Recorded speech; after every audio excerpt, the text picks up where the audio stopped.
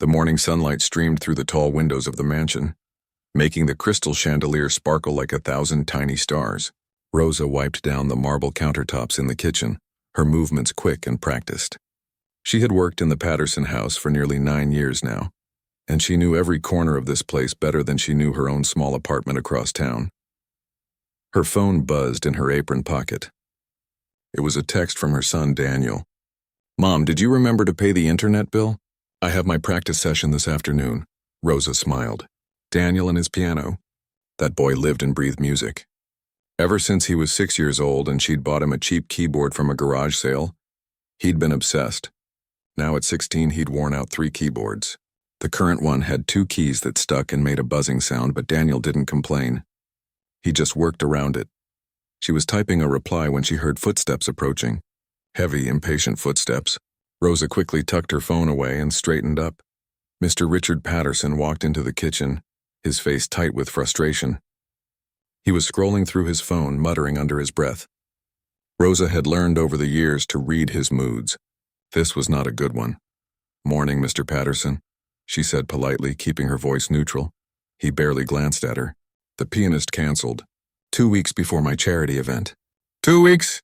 He threw his hand up in exasperation. "Do you know how much I'm paying for this gala?"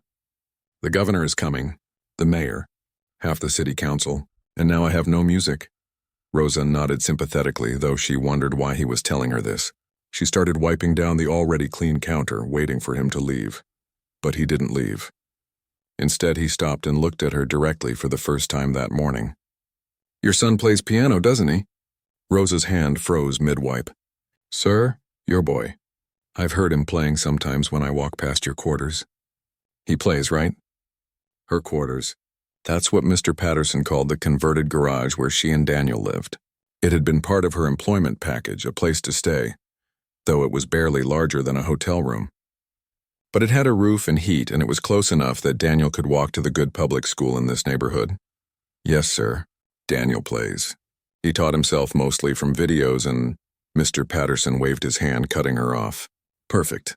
He can play at the gala. Nothing fancy, just some background music while people eat. Chopin, maybe? Something classical and pleasant. You know, the kind of thing that sounds nice but doesn't distract from conversation." Rosa felt her stomach tighten. She knew Daniel could play Chopin. She'd heard him practicing those pieces in the middle of the night when he thought she was asleep. But this felt wrong somehow. Mr. Patterson wasn't asking because he'd heard Daniel play and was impressed. He was asking because it was convenient, because Daniel was available and cheap. "Mr. Patterson, Daniel's very serious about his music. He's been applying to music schools and he has some important auditions coming up." "Great, great. So he's experienced then." Mr. Patterson was already walking away, back to his phone. "Tell him to learn some appropriate pieces. The gala is 2 Fridays from now, 7 in the evening. I'll pay him $50 for the night." That's generous for a kid his age.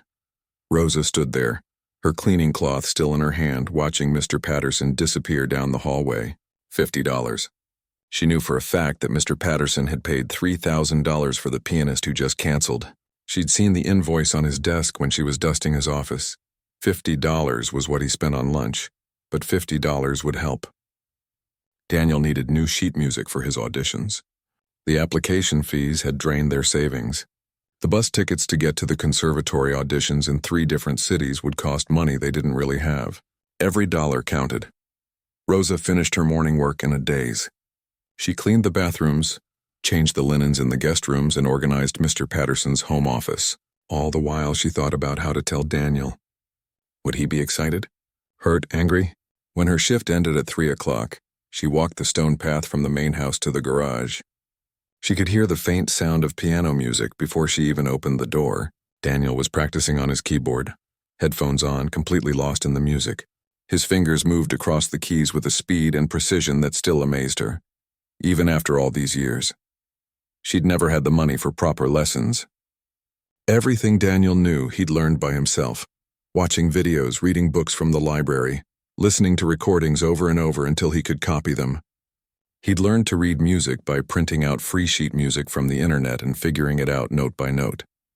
Rosa waited until he finished the piece, then gently touched his shoulder. He jumped slightly and pulled off his headphones, grinning at her. "Hey, Mom, how was work?" She sat down on the edge of his bed, which was only a few feet from where he sat at his keyboard.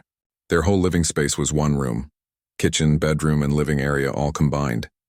Daniel's keyboard sat on a folding table wedged between the bed and the wall. "Mr. Patterson has a request," she began carefully. "He's having a big charity event in 2 weeks and his pianist canceled. He wants you to play." Daniel's eyes widened. "On the Steinway? The one in the music room?" Rosa nodded. She'd seen Daniel stare at that piano through the windows of the music room. It was a beautiful instrument, probably worth more than she'd earn in 5 years. The Pattersons' daughter Jennifer had taken lessons on it for years, though she'd quit after a few years when she decided piano was boring. "Mom, that piano is incredible. I've dreamed of playing it. When do I start practicing?" Rosa's heart sank at his enthusiasm. "Daniel, honey, you need to understand something. Mr. Patterson isn't hiring you because he knows you're talented. He just knows you play and you're convenient. He wants background music, pleasant and unobtrusive," he said. "He's paying $50. She watched the excitement fade from Daniel's face as reality set in. He wasn't being recognized as a musician. He was being used as cheap help like his mother.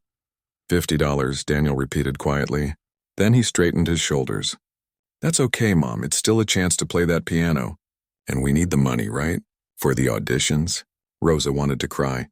Her 16-year-old son was already learning to swallow his pride, to accept being undervalued, to be grateful for scraps. But what choice did they have?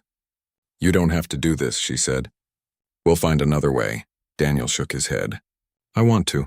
Besides, maybe if they hear me really play, things might change." Rosa didn't have the heart to tell him that people like the Pattersons didn't really hear people like them. They just saw servants and staff, useful and invisible at the same time. But she hugged her son and said, "Then you'll play beautifully, like you always do." That night, after Rosa had gone to bed, Daniel sat at his keyboard with his headphones on. He practiced the Chopin pieces Mr. Patterson wanted, the nocturnes and preludes that would blend nicely into the background of expensive conversations. But he also played the pieces he loved, the ones that made his heart race. The Rachmaninoff that seemed impossible, but that he'd conquered through sheer determination, the list that made his fingers fly, and his own composition, the one he'd been working on for months, the one he called his story in music. He didn't know it yet, but in 2 weeks, everything would change. Not because Mr. Patterson would suddenly see him clearly, but because sometimes talent is too powerful to stay invisible forever. Sometimes music demands to be heard. Daniel stood outside the music room at 5:30 in the morning. The house was still dark and silent. His mother had given him the security code to get in early, before the Patterson family woke up. She'd made him promise to be quiet, to not disturb anyone, to treat everything with care. His hands were shaking as he pushed open the door to the music room. The Steinway grand piano sat in the center of the space like a sleeping giant. Early morning light was just starting to come through the tall windows, making the polished black surface gleam. Daniel had never touched a real grand piano before. All these years he'd only played on cheap keyboards with plastic keys that didn't feel like real piano keys at all. He'd watched countless videos of pianists playing on instruments like this, their hands flowing across keys that responded to every subtle touch, every tiny change in pressure. He approached slowly, almost afraid. What if he wasn't good enough for an instrument like this? What if all his practice on that buzzing keyboard hadn't really prepared him? Daniel sat down on the bench and took a deep breath. He placed his fingers on the keys and played a single note. The sound that filled the room made him freeze. It was pure and rich and resonant in a way he'd never experienced. The note seemed to hang in the air, singing. He tried a scale, then a chord, then another. Each sound was perfect, responsive, alive. This piano didn't just make noise. It spoke. Before he knew it, Daniel was playing the Chopin nocturne Mr. Patterson had requested. But on this instrument, the piece sounded completely different than it had on his keyboard. Every emotion in the music came through clearly. The sad parts made his chest tight. The hopeful parts made him sit up straighter. He lost track of time. He played through all the pieces Mr. Patterson wanted. Then, because he couldn't help himself, he started playing the music he really loved. A Rachmaninoff prelude that thundered and whispered, a Debussy piece that shimmered like water, and finally his own composition, the one he'd never played for anyone except his mother. Daniel didn't notice that someone was listening. Jennifer Patterson had woken up early, unable to sleep. She'd heard the piano music drifting through the house and assumed her father had hired a new teacher or something. But when she walked past the music room and glanced through the open door, she stopped dead. It was the maid's son. The kid who lived in the converted garage.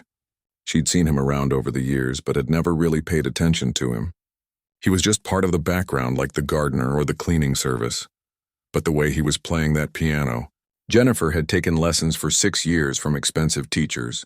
She'd learned all the right techniques, passed all her exams, but she'd never made the piano sound like that. She'd never felt music the way this boy clearly felt it. She stood in the hallway listening. The piece he was playing now wasn't anything she recognized. It started soft and uncertain like a question. Then it built and built, becoming more confident, more powerful. There were moments of struggle in the music and moments of pure joy. It told a story without any words. When the music stopped, Jennifer found herself applauding before she could think better of it. Daniel spun around on the piano bench, his face going pale. "I'm sorry," he stammered, standing up quickly. "I didn't mean to wake anyone. I was just practicing for the gala, and I—" "Don't apologize," Jennifer said, walking into the room. "That was incredible." "What was that last piece?" Daniel looked down at his feet. "Something I wrote." "I'm sorry, I know your father just wants the Chopin." "I won't play anything else, I promise." Jennifer sat down in one of the chairs near the window. "You wrote that? Yourself?" He nodded, still not meeting her eyes. "How long have you been playing?" she asked. 10 years. "Since I was 6. Who's your teacher?" Daniel finally looked up at her. "I don't have one. I taught myself. Videos, books, just listening and figuring it out." Jennifer felt something twist in her stomach. She'd had every advantage. The best piano in her house, private teachers who charged $200 an hour, music theory classes, recitals. And she'd quit because she found it boring. Meanwhile, this kid had taught himself to play like that on a cheap keyboard in a garage. "Have you ever performed anywhere?" she asked quietly. "No, just at home. But I have auditions coming up. For music schools." He paused, then added, "That's why I'm doing this gala. My mom and I need the money for application fees and travel." Jennifer didn't know what to say. Her father was paying this talented kid $50 to provide background music at a party. The same father who'd spent $15,000 on her Sweet 16 party 2 years ago. The same father who'd bought her a car she barely drove. Over the next 2 weeks, Jennifer found herself waking up early every morning just to listen to Daniel practice. He came before dawn and stayed until just before the household woke up. He was always careful, always quiet, always respectful of the space. But when he played, he was transformed. His whole body moved with the music. His face showed every emotion in the pieces. And when he played his own composition, he called it emergence. Jennifer felt like she was hearing his whole life story in musical form. One morning, about a week before the gala, Jennifer brought 2 cups of coffee into the music room. Daniel looked surprised but accepted one gratefully. "Can I ask you something?" Jennifer said, sitting down. "Why are you doing this?" "I mean, my dad's basically using you as cheap entertainment. Doesn't that bother you?" Daniel wrapped his hands around the warm cup. "Of course it bothers me. But your dad isn't doing this because he knows I can play. He's doing it because it's convenient and I'm cheap. To him, I'm not a musician. I'm just the maid's kid. That's not fair."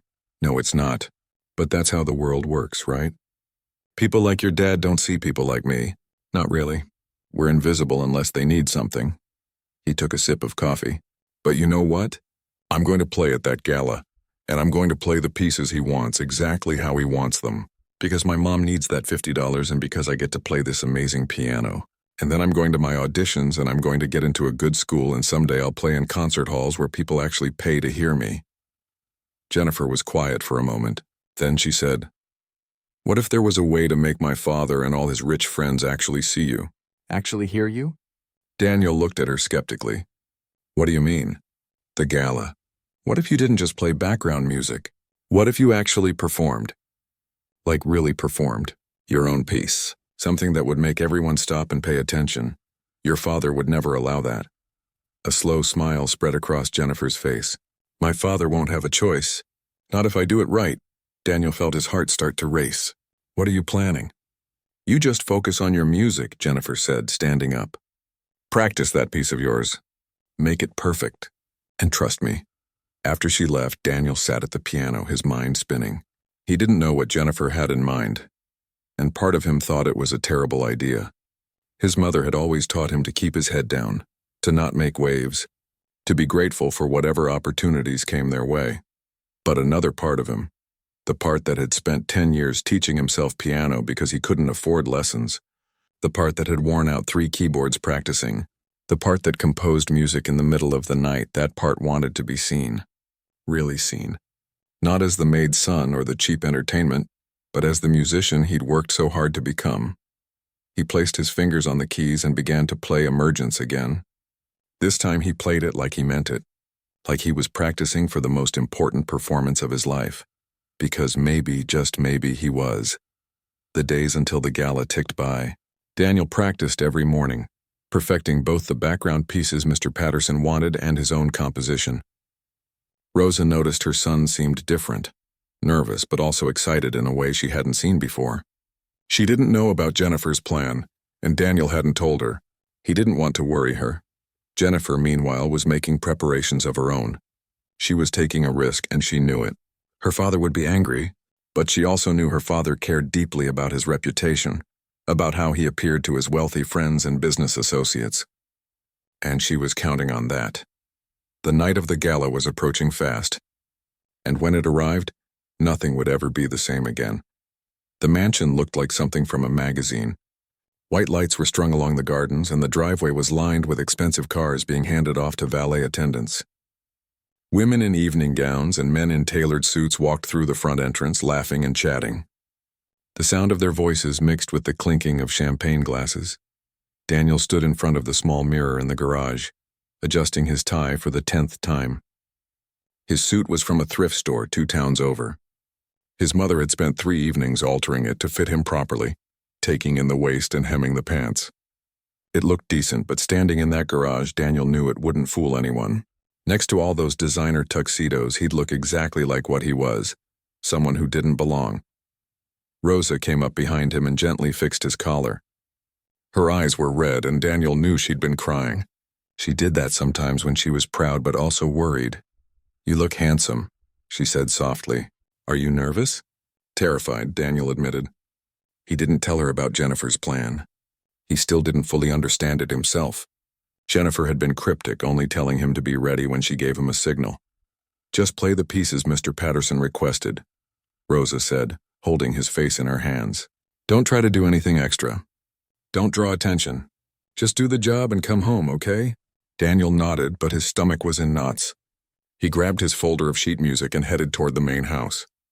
When he entered through the service entrance, he could hear the party in full swing. The main hall was packed with guests holding crystal glasses filled with golden liquid. The chandeliers blazed overhead, and waiters in crisp uniforms moved through the crowd carrying silver trays. Daniel made his way to the music room, keeping his eyes down.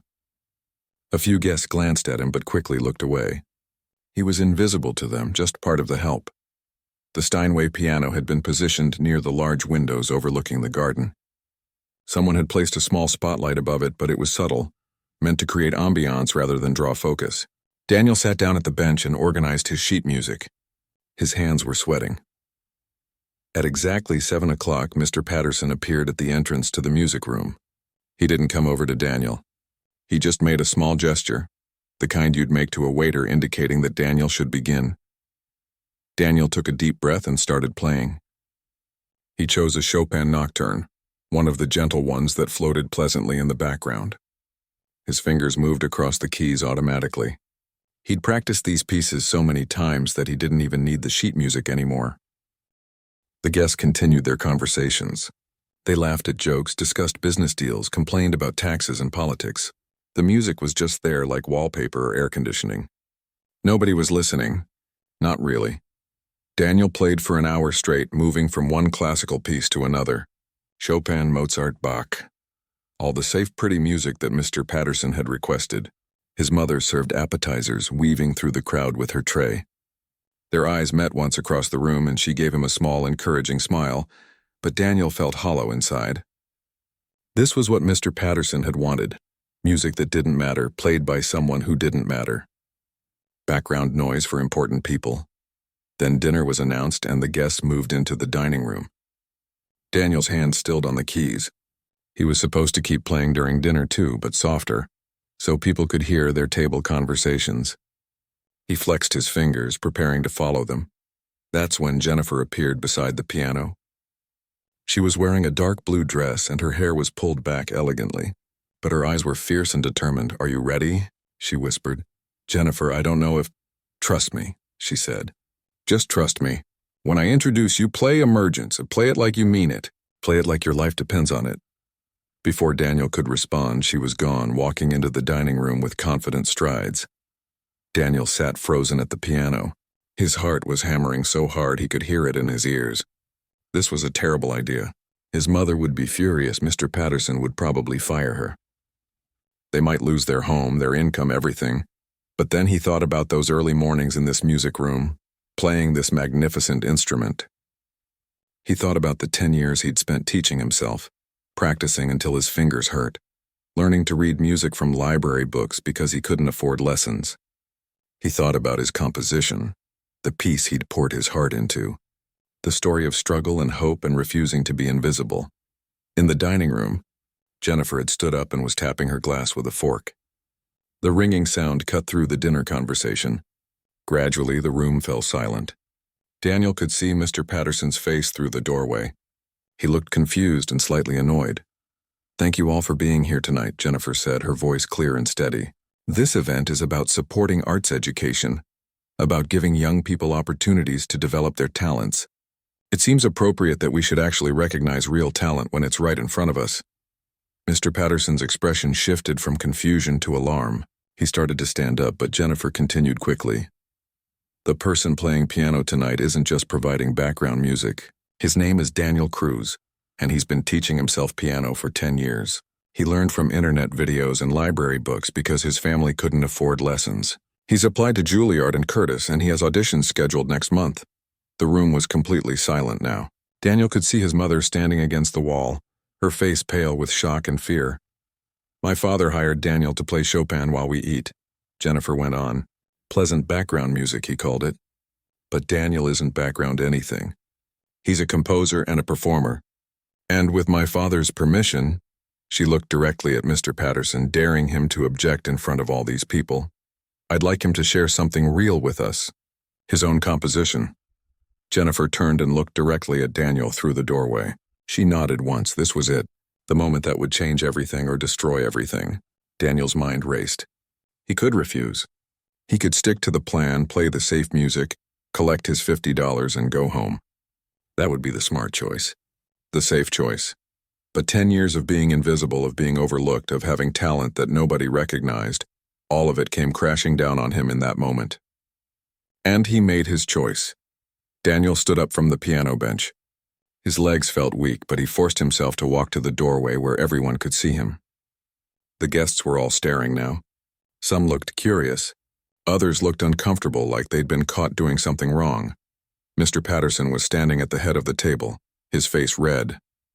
But he was trapped. All his wealthy friends and business associates were watching. The mayor was there. The governor. Local news reporters. He couldn't make a scene. He couldn't yell at his daughter or at Daniel without looking cruel in front of everyone. "Well," Mr. Patterson said tightly, forcing a smile, "I suppose we should hear what Daniel has prepared." It wasn't enthusiastic. It wasn't kind. But it was permission. Daniel walked back to the piano on shaking legs. He sat down and looked at the keys. His hands were trembling so badly he didn't know if he could even play. He thought about his mother, who must be terrified right now. He thought about Jennifer, who had risked her father's anger for him. He thought about all the people watching, waiting to judge him. Then he placed his fingers on the keys and began to play. Emergence started quietly, almost hesitantly. A few soft notes that asked a question. Daniel closed his eyes and let the music take over. He forgot about the audience. He forgot about Mr. Patterson's red face and his mother's fear. He just played. The music grew louder, more confident. His right hand danced across the high keys while his left hand provided the deep, resonant foundation. The piece built and built, telling the story of someone fighting to be seen, to be heard, to matter. There were moments of struggle in the music, dark and heavy, and moments of beauty that seemed to shimmer in the air. Daniel's whole body moved with the music. His fingers flew across the keys with a speed and precision that came from years of practice, from countless hours of refusing to give up.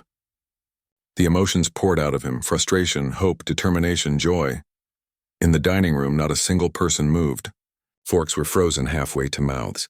Wine glasses sat untouched. Even the waiters had stopped moving, standing perfectly still against the walls. The piece climbed toward its climax, the music becoming more and more powerful until it seemed to fill every corner of the mansion, and then suddenly it softened again. The ending was gentle, like a peaceful exhale after a long struggle. A resolution, an arrival. When the final note faded into silence, Daniel kept his hands on the keys for a moment. His eyes were still closed. He was afraid to open them and see the reaction. Afraid that it hadn't been good enough. Afraid that he'd just ruined everything for his mother. Then someone started clapping. Daniel opened his eyes. The applause started with one person, then two, then suddenly the entire room erupted. People were standing up from their dinner tables. Some were wiping their eyes. The sound of clapping filled the mansion, echoing off the high ceilings and marble floors. Daniel sat frozen at the piano bench, unable to process what was happening. He'd expected polite acknowledgement at best. Maybe some scattered applause before everyone went back to their meals. He hadn't expected this. Through the doorway, he could see his mother. She was standing against the wall with both hands covering her mouth. Tears were streaming down her face, but she was smiling, really smiling in a way Daniel hadn't seen in years. The applause continued for what felt like forever. Daniel finally stood up, unsure of what to do. Should he bow, wave? He'd never performed for an audience before. He just stood there awkwardly, his face burning hot. Then a woman in an elegant black dress made her way through the crowd toward him. She was older, maybe in her 60s, with silver hair pulled back in a neat bun. She moved with the kind of confidence that came from years of being important. "Young man," she said, extending her hand, "I'm Dr. Helen Whitmore. I'm the director of the Whitmore Foundation for the Arts." Daniel shook her hand, still too stunned to speak properly. "That was extraordinary," Dr. Whitmore continued. "Truly extraordinary. You composed that piece yourself?" Daniel found his voice. "Yes, ma'am. Over the past year. And you're self-taught? No formal training?" "Yes, ma'am. Just videos and books. And practice." Dr. Whitmore shook her head in amazement. "Remarkable. Tell me, have you applied to any conservatories?" "Juilliard and Curtis. I have auditions scheduled next month." Daniel's voice was shaky. He couldn't believe he was having this conversation. "May I have your contact information? The Whitmore Foundation supports young musicians. I'd very much like to discuss your future with you and your mother." Before Daniel could respond, more people were approaching. A man who introduced himself as a talent agent, a woman from the mayor's office who wanted to feature Daniel in a local arts program, someone from the Kennedy Center who had questions about his training and repertoire. Daniel felt dizzy. Too many names, too many faces, too many business cards being pressed into his hand. He kept looking around for his mother, but she was surrounded by guests too. People were asking her questions, congratulating her. Some of the same people who'd walked past her all evening without a second glance. Through it all, Mr. Patterson stood at the head of his dining table. His face had gone from red to pale. He was watching the scene unfold with an expression Daniel couldn't quite read. Shock, maybe, or embarrassment, or something else entirely. Jennifer appeared at Daniel's elbow and gently guided him away from the crowd. "Breathe," she whispered. "Just breathe. You did it." "I can't believe I don't understand what's happening," Daniel stammered. "You showed them who you really are," Jennifer said. "That's what's happening. Come on, you need some air." She led him out to the garden where it was quieter. Daniel's hands were still shaking. He sat down on a stone bench and put his head in his hands. "Did I just get my mom fired?" he asked quietly. "She told me not to draw attention. She told me to just do the job and go home." "You didn't get her fired," Jennifer said firmly. "My father would look like a monster if he fired your mom now. Everyone in there saw what happened. They saw your talent. They saw him treating you like background noise when you're clearly so much more." Daniel looked up at her. "Why did you do this? Why did you help me?" Jennifer was quiet for a moment. Then she said, "Because it wasn't fair. Because I've had every advantage my whole life and I wasted all of it. The best piano, the best teachers, the best opportunities. And I quit because I was bored. Meanwhile, you taught yourself on a broken keyboard in a garage and you're more talented than anyone I've ever heard play. That's not right. Someone needed to see you. Really see you. Back inside, the dinner had essentially stopped. Nobody was eating. Guests were clustered in groups, talking excitedly. Some were on their phones. Daniel didn't know it yet, but several people were already posting videos of his performance online. Within hours, those videos would start spreading. Rosa finally broke away from the crowd and rushed outside to find her son. When she saw him sitting on the bench, she pulled him into a tight hug. "I'm sorry, Mom," Daniel said into her shoulder. "I know you told me not to—" "Shh," Rosa interrupted. "Don't apologize. Not for this. Never for this." She pulled back and looked at his face, her own still wet with tears. "Do you know what just happened in there? Do you understand?" Daniel shook his head. "Dr. Whitmore wants to sponsor you. She told me her foundation covers full tuition, housing, everything for talented students who can't afford it. And that talent agent, he wants to represent you. And there are 3 different conservatory directors who were at the party. 3, Daniel. They all want to talk to you about admission." Daniel felt like the world was tilting, but my auditions aren't until next month. "I haven't even—" "I know," Rosa said, laughing through her tears. "But they heard you play. They saw what you can do. Everything just changed, mijo. Everything." The 3 of them sat in the garden for a while, letting the reality sink in. Inside the mansion, the party was transforming into something different than Mr. Patterson had planned. Instead of discussing business deals and politics, people were talking about the young pianist, about talent and opportunity, and how easy it was to overlook brilliance when it came from unexpected places. Finally, they had to go back inside. Dr. Whitmore wanted to speak with Rosa and Daniel together. Other people were waiting to talk to him too. But as they walked back toward the house, Mr. Patterson stepped out onto the terrace. For a moment, nobody spoke. Mr. Patterson looked at Daniel, then at Rosa, then at his daughter. His expression was complicated, a mix of emotions Daniel couldn't untangle. "That was quite a performance," Mr. Patterson said finally. His voice was stiff, formal. "Thank you, sir," Daniel replied quietly. Mr. Patterson cleared his throat. "I hired you to play background music." "Chopin," I said. "Nothing too showy." Daniel's stomach dropped. Here it came. The anger, the consequences. But Mr. Patterson continued. "I was wrong to ask that of you. I heard you play just now, and I realize I've had someone with extraordinary talent living on my property for years, and I never bothered to find out. I never asked. I never looked." Rosa stood up straighter. "With respect, Mr. Patterson, you never saw either of us at all." "Not really. We were just convenient. Just help." The words hung in the air. Jennifer held her breath. This was the kind of thing that could get Rosa fired, foundation support or not. But Mr. Patterson didn't get angry. Instead, he nodded slowly. "You're right. And I'm not sure what to do with that information, if I'm being honest. But I do know that what I saw in there," he gestured back toward the house, "and that was something special. And you should be paid more than $50 for it." He pulled out his wallet and handed Daniel a check. Daniel looked at it and his eyes went wide. "It was for $5,000. "That's not enough either," Mr. Patterson said. "But it's a start." He turned to leave, then paused. "Dr. Whitmore is waiting inside. She wants to discuss your future. Don't keep her waiting." And then he was gone, walking back into his mansion. Daniel stared at the check in his hand. $5,000. That would cover all his audition travel, his application fees, new sheet music. "Maybe even a better keyboard for practice, Mom," he whispered. "Is this real?" Rosa took the check and looked at it, then looked at her son. "It's real, baby. It's all real," Jennifer grinned. "Now come on. You have a lot of important people to talk to. Your life just started, Daniel." Really started. They walked back inside together. The party had completely changed from what Mr. Patterson had planned. His charity gala had become about actual charity, actual art, actual recognition of talent. People were still talking about Daniel's performance. Several guests had apparently already made donations to Dr. Whitmore's foundation in Daniel's name. Over the next hour, Daniel had conversation after conversation. Dr. Whitmore explained that her foundation would cover all his expenses at whatever school accepted him. The talent agent gave him his card and said he wanted to book Daniel for real performances, paying performances. The conservatory directors asked him questions about his training and his goals. Through it all, Daniel kept looking around to make sure it wasn't a dream. He saw his mother talking with guests who were actually listening to her, treating her like a person rather than invisible help. He saw Jennifer beaming with pride. He even saw Mr. Patterson watching from across the room with an expression that might have been respect.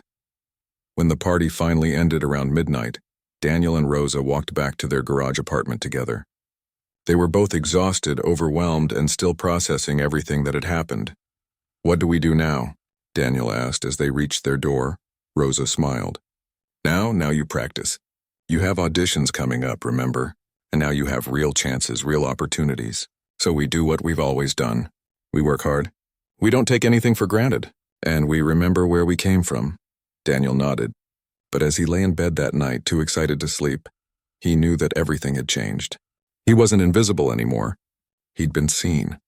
Really seen. And there was no going back.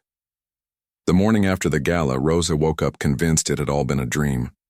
But when she checked her phone, there were 17 missed calls and dozens of messages.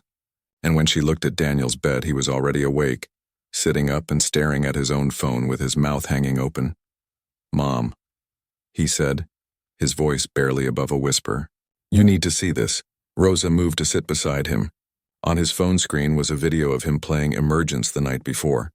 Someone had posted it online. The view count made her dizzy. 200,000 views, and it had only been uploaded 8 hours ago. The comments were flooding in. "This kid is incredible. Self-taught? No way. This is what real talent looks like. Someone get this boy to Juilliard immediately." Daniel scrolled through more videos. 5 different people had recorded his performance from different angles. One video had 500,000 views. Another had been shared by a famous music journalist with millions of followers. "What do we do?" Daniel asked, looking at his mother with wide eyes. Before Rosa could answer, there was a knock on their door. When she opened it, she found Jennifer standing there with her laptop. "Have you seen the news?" Jennifer asked, barely able to contain her excitement. She came in and opened her laptop on Daniel's keyboard table. The local news website had a headline that made Rosa's breath catch. "Hidden prodigy teen self-taught pianist stuns guests at charity gala." The article described Daniel's performance, his background, his upcoming auditions. It quoted Dr. Whitmore talking about raw talent and the importance of supporting young artists. It even had quotes from the mayor and several wealthy business people who'd attended the party. "It gets better," Jennifer said, clicking to another tab. "The Today Show wants to interview you." Good Morning America called my dad's office. "And look at this." She pulled up an email. "Curtis Institute moved up your audition.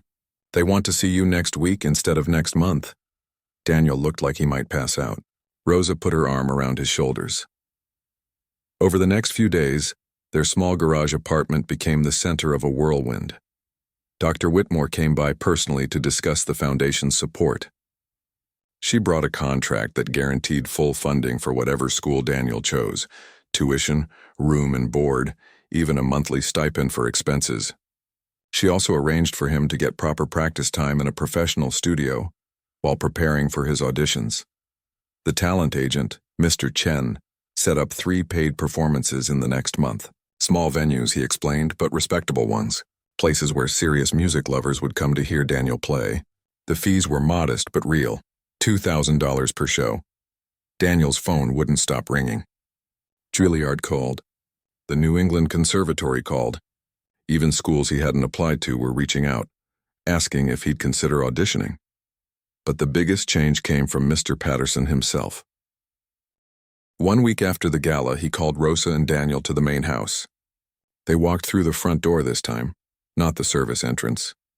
Mr. Patterson was waiting in his study, and he looked different somehow. Tired, maybe. Less certain. "Sit down, please," he said, gesturing to the chairs across from his desk. They sat. Rosa kept her hands folded in her lap, her back straight. She'd worked for this man for 9 years, but this was the first time she'd ever sat in one of his chairs. "I've been thinking a lot this past week," Mr. Patterson began. "About what happened at the gala. About what my daughter said. About what you said, Rosa, on the terrace." He paused, seeming to struggle with his words. "I built my wealth by being smart about investments, about seeing value where others didn't. But I completely missed something valuable right here in my own home. For years. That bothers me more than I can express." Daniel and Rosa exchanged glances but said nothing. "I want to do something about it." Mr. Patterson continued. I'm starting a foundation. Not just writing checks to existing organizations, but actually creating something new. A foundation specifically for identifying talented young people from working-class families. Kids who have ability but not opportunity. And I want you both to help me run it. Rosa's eyes widened. Sir, I don't understand. I need people who understand what it's like. Mr. Patterson interrupted. I don't. I grew up with every advantage. I can write the checks, but I can't identify the kids who need help. I can't understand their struggles. You can. Daniel can. He slid a folder across the desk. Inside were job descriptions and salary information. Rosa's hands shook as she looked at the numbers. It was more than twice what she made as a housekeeper. The position was program director with full benefits, office space, and a real title. You wouldn't be working for me anymore, Mr. Patterson said, looking directly at Rosa. You'd be working with me. As a colleague.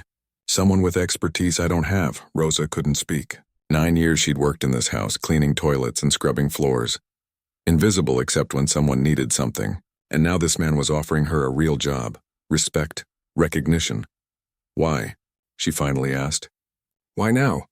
Mr. Patterson leaned back in his chair. Because I was wrong. And because my daughter was right. And because if I don't do something to change, I'll just keep being the kind of person who overlooks people like Daniel. People like you. I don't want to be that person anymore. It wasn't a perfect apology. It didn't erase 9 years of being treated as invisible, but it was honest, and it was something. I need time to think about this, Rosa said carefully. Daniel has auditions coming up. His life is changing quickly. Of course, Mr. Patterson nodded. Take all the time you need. The offer stands. The auditions came faster than Daniel expected. Curtis Institute first, then Juilliard, then the New England Conservatory. Dr. Whitmore arranged for professional recording equipment to capture his performances.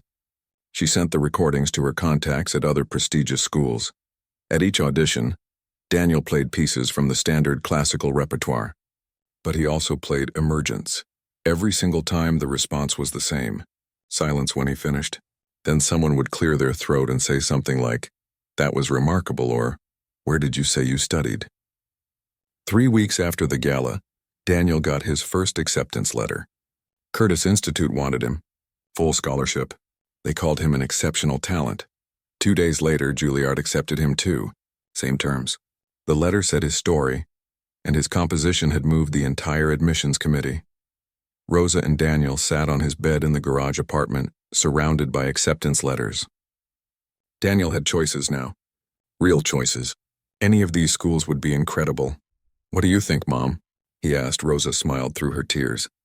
I think you get to decide. That's what I think. For the first time in your life, you get to choose your own path. Daniel chose Juilliard. It had always been his dream school. The place he'd imagined but never quite believed he could reach. The day he left for New York, the whole Patterson family came to say goodbye. Mr. Patterson shook his hand and told him to make the most of every opportunity. Jennifer hugged him and made him promise to send videos of his performances. Even the younger Patterson kids, who'd barely noticed Daniel before, came to wave goodbye. But the most surprising person there was Mr. Patterson's elderly father, who'd come from his retirement home for the occasion. He pulled Daniel aside and said, I heard your performance on the video. My grandson played it for me. You've got something special, son. Don't let anyone make you small again. Rosa had accepted the job with Mr. Patterson's new foundation. She'd be staying in California, but she'd have her own apartment now, a real one, with 2 bedrooms for when Daniel came home to visit. She was already working on identifying other talented kids who needed support. At the airport, Rosa held her son tight. You did this, she whispered. All those years of practice, all those early mornings, all that determination. This is your victory. Our victory, Daniel corrected. You never stopped believing in me even when we had nothing. The first semester at Juilliard was overwhelming. Daniel was surrounded by talented students who'd had private lessons since they were 3 years old. He struggled with music theory concepts they'd learned years ago. His technique, though impressive, had gaps that formal training would have filled. But he also had something many of them didn't. He had hunger. He had years of proving himself. He had the knowledge of what it felt like to be invisible, and he never wanted to feel that way again. His professors noticed immediately. Daniel practiced harder than anyone else. He showed up early and stayed late. He absorbed everything they taught him like he was starving for knowledge. By the end of his first year, Daniel had performed in 3 student showcases and 1 professional concert. He'd composed 2 new pieces, and he'd been selected for a prestigious summer program in Vienna, but he never forgot where he came from. Every few months, he'd return to California and visit Mr. Patterson's foundation. He'd talk to the kids they were helping, kids from backgrounds like his with talent but no clear path forward. He'd tell them his story and show them that being invisible wasn't permanent. Jennifer visited him in New York once. They walked through Central Park and she asked him if he ever thought about that night at the gala. "Every day," Daniel admitted. "Sometimes I still can't believe it happened. That you spoke up for me like that. You know what I think about?" Jennifer said. "How many other people like you are out there? People with incredible talent that nobody's seeing because they're working invisible jobs or living in places where nobody's looking. That's what keeps me up at night now." She'd started college at Columbia studying social work. She wanted to work with underprivileged kids, helping them find opportunities. The gala had changed her too. 5 years later, Daniel gave his first major solo concert at Carnegie Hall. The tickets sold out in 2 hours. The program included classical pieces by the masters, but it ended with Emergence, the composition that had changed his life. Rosa sat in the front row, wearing the elegant dress Daniel had bought her with his first real paycheck. Beside her sat Mr. Patterson and his family. Dr. Whitmore was there too, beaming with pride. And scattered throughout the audience were dozens of other young musicians, kids the foundation had helped, kids who'd been invisible until someone finally looked. When Daniel played the final notes of Emergence, the audience erupted. They stood and cheered and clapped until their hands hurt. But Daniel was looking at his mother, who was crying and smiling at the same time. After the concert, a young reporter asked Daniel what advice he'd give to young musicians struggling to be heard. Daniel thought for a moment, then said, "Keep practicing. Keep believing in yourself even when nobody else sees you. Talent doesn't disappear just because people aren't looking.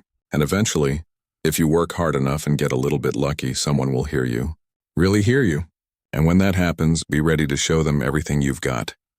The reporter asked one more question. "Do you ever regret those years of struggle?